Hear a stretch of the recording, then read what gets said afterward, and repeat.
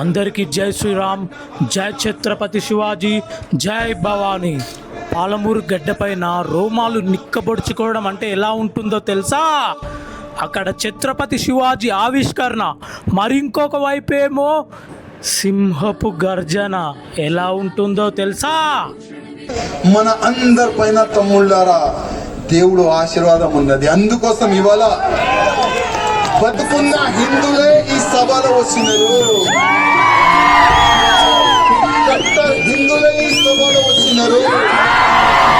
శివాజీ సైనికులే ఈ సభలో వచ్చినారు. ధర్మ రక్షకులే ఈ సభలో వచ్చినారు. నా భారతదేశం హిందూ రాష్ట్రం కావాలని మీ అందరికీ చాలా అంటే చాలా ధన్యవాదం.